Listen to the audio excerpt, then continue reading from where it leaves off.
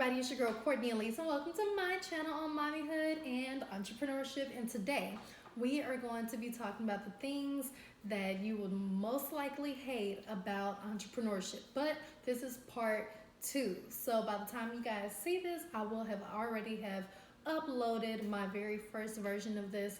I'm trying to do better about making my videos super long if I don't have to. So I am splitting this up into somewhere between 3 to 5 parts because I do have a lot of tips.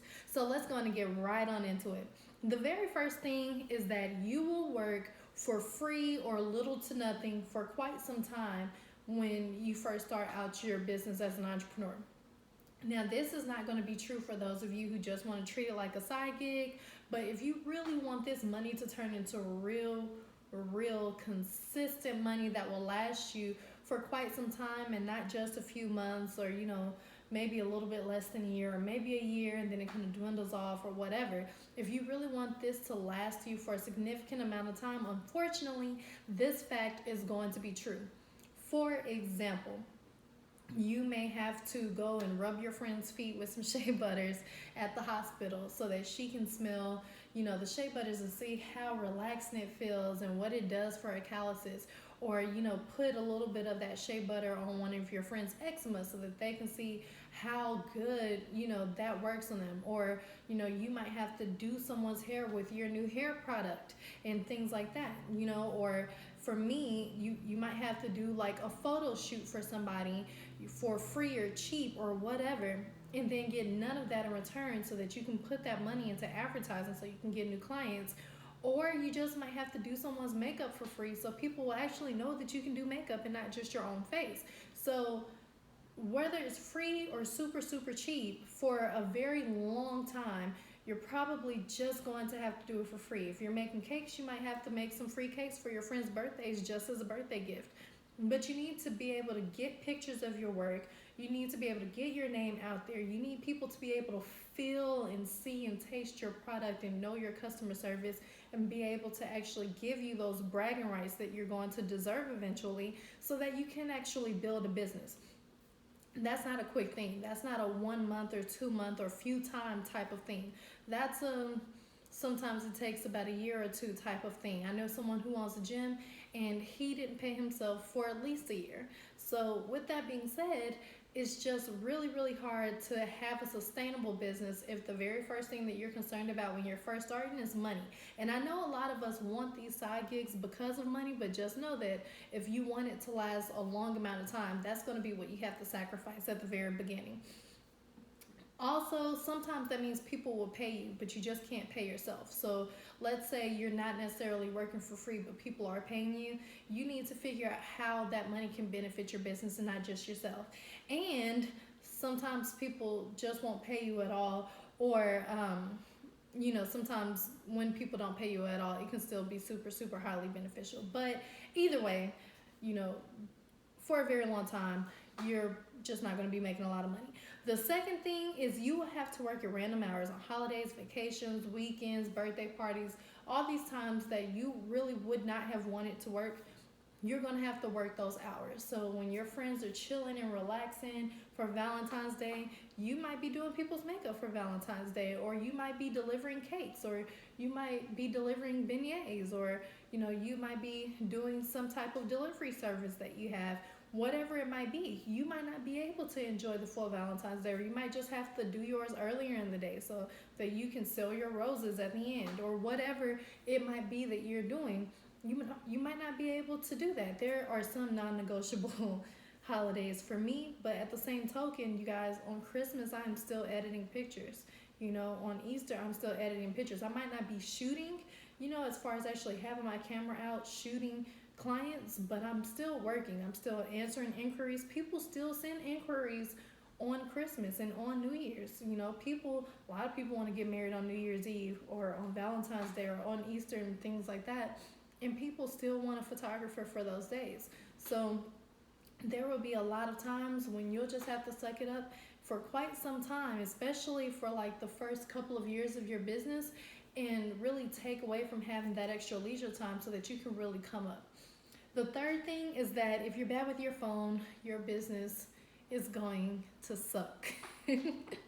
So for me, This one is very personal and dear to my heart because anyone who knows me probably knows that I hate my phone. Anyone who has known me for a while, if they are new to me, then they actually probably think that I'm really good to my phone. I answer text messages fairly quickly.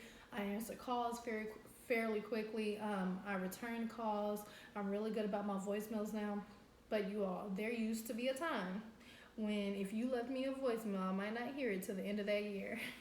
That's just what it was. And I mean, my voicemail used to stay full. It just stayed full. And I think voice to text really helped me out.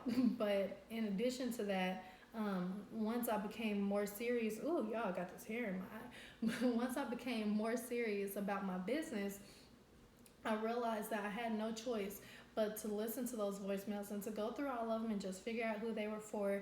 And I also got into the habits of telling my friends, don't leave me voicemails. You know, my friends, my granny, my personal people, don't leave me a voicemail. I only now literally have voicemails from clients, thank God. Because before, my granny would leave me like 10 or 11 voicemails. My family members, my friends, all of them would. And quite honestly, as much as I love to hear their sweet voices, I just don't love to hear them on voicemails. So, but I used to be horrible with my phone. I was horrible at texting back. I would leave my phone at home. I would leave my charger somewhere else. I would have a dead phone all the time. I would get back to calls and emails and text messages just whenever I felt like it. Sometimes that was weeks later. And you can only imagine if you're putting in an inquiry for pizza, right? You're sending the thing to pizzahut.com and you want them to deliver your pizza. You want them to go on and fulfill that order then and preferably have it to you within the next 40 minutes to 45 minutes. You do not want for them to wait a couple of weeks after you send them that order for them to even look at the order. And then by the time you get the pizza delivered to you, you didn't want that pizza no more. You done lost some weight. You ain't even interested in pizza anymore. So look at it that way. Run your business like you are a pizza company. When people email you or text you or call you, you pick up immediately, period. And so I'm going to have a whole nother video on how to treat your business, how to treat your phone for your business if you're horrible with your phone. So I'm not going to keep going into that. But just know that you have to be good with your phone, regardless of whether or not you like your phone or social media or whatever. All right, so the next one is if you hate social media, you need to suck it up. A lot of us, I hate Instagram, I hate Facebook, TikTok is so lame, I hate Twitter, it's just so repetitive. Whatever it may be, suck it up.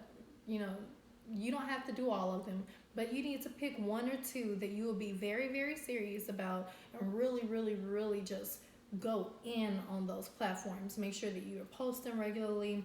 Make sure you are engaging regularly. Make sure that you know the new trends and the new things that they're adding. Make sure that your space on there is full so that no matter what people are looking for, if they don't ever need to go to your website, they don't even have to, but make sure that your website is on there anyway. Just make sure that your presence and your space on there is full so that even though you hate doing it, you can get yourself into a routine and you can just go on and fully charge that, because if no one knows that you're doing business, no one knows that you're doing business. So the best way to let a big group of people know in a short amount of time what you're doing and the fact that you're really taking business serious is to put it on social media. Lastly, for my last tip, you may not have time for fun for a very long time, or at least not as often. So going out with your friends, fun time with your family, vacationing all the time, going out to drink all the time, you're not going to have time for that. A lot of my friends ask me to go out for drinks or birthday parties and things like that, and I've really had to prioritize like my friends' birthdays and things like that so that I can make sure that I'm available during those times. There will only be one friend who is super important to me, whose birthday I'm going to miss this year, whose birthday party I'm going to miss this year. And that's because literally the only time I could do this particular vacation was on her birthday weekend. But I will be treating her. But other than that, and I scheduled those particular people. But people who are not super, super close to me, I am not putting in that extra time because a lot of their parties are on weekends and I have shoots on the weekends. And even if you're not a photographer, a lot of times when people want to do extracurricular type of things, they're doing them on the weekends. So that may mean that you're having to, go to people's homes and deliver cakes. That may mean that you're having to deliver your product. That may mean that the weekend you're dedicating that to your shipments for whatever you have coming in from Amazon or whatever it might be. But a lot of times people want time, and you have to decide what is more important at that time. And in order to keep those relationships with them, just figure out how you can treat them in a different way, or how you can still foster that relationship in a different way without taking away from your friendship, but also letting people know that you are working full time, probably more full time than they are if they're not entrepreneurs or if they just have side gigs. And so those are all of my tips. Let me know in the comments below what you guys think, and I look forward to communicating with you all. Please just give me a little bit of feedback for a couple of reasons. One, so that I can know if I'm going in the right direction with you all, and then two, so the algorithm can, work my favor. But anyway, thank you guys so much for tuning in, and I hope you can share this with your friends and family, whether it be via text or email or social media, however you want to share it. Please bring people back to these videos so that they can learn, and also so I won't have to keep getting the same questions, when I'm putting things in videos. So the whole point of me starting this was because I got a lot of questions about the ways that I operate. So please share this video, like, comment, and subscribe. And when you subscribe, make sure you ring the notification bell on my page. And there are plenty more videos. I post at least once per week, preferably twice. And I'm starting to get enough videos backlogged to where I might even eventually be posting 3 times, but at least once per week. And I always post on either Monday, Wednesday, or Saturday. So I hope that you guys have been enjoying my videos. Thank you for tuning in. Ciao.